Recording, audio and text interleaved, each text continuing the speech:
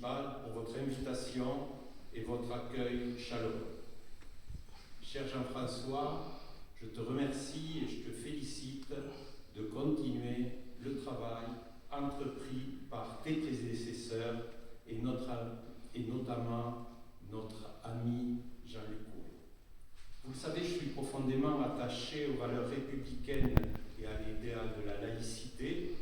Alors, être ici, dans le village natal de Pierre Bayle, pour ces journées en son honneur, c'est à la fois un moment symbolique et un engagement personnel.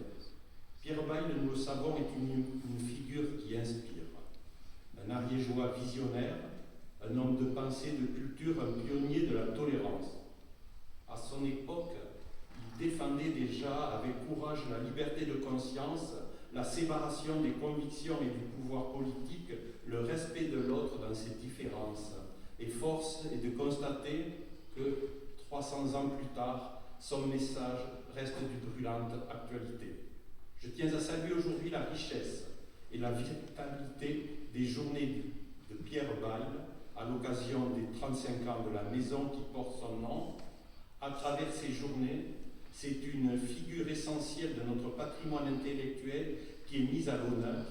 Et je me souviens très bien de ma visite au musée Pierre Bayle il y a quelques mois, aux côtés de Claire Fita, aujourd'hui députée européenne. J'en garde un souvenir fort ici, au Carla Bayle. On sent combien sa mémoire est vivante, pas celle de Claire, c'est Pierre Bayle. Elle continue de nourrir notre présent. Je veux remercier et féliciter chaleureusement l'association autour de Pierre Bayle pour son remarquable travail de transmission.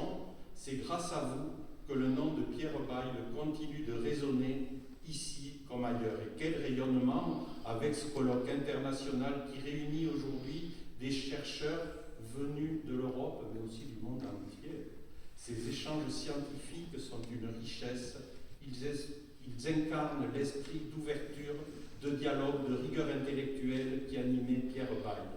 C'est une grande fierté pour l'Ariège et un signe fort dans un monde troublé, dans un moment où nos sociétés doutent, où l'Europe est souvent mise à mal. Faire vivre la pensée de Pierre Bayle, c'est défendre un projet de civilisation fondé sur la raison, la liberté et le respect de l'autre.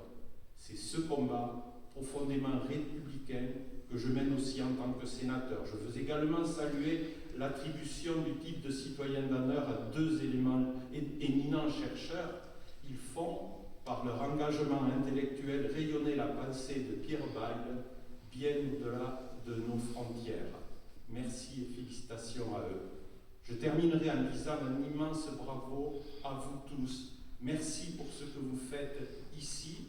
Ces journées nous rappellent que la liberté, la raison, la tolérance ne sont pas des mots anciens, mais des combats toujours actuels. Bonne journée à toutes et à tous, et encore merci.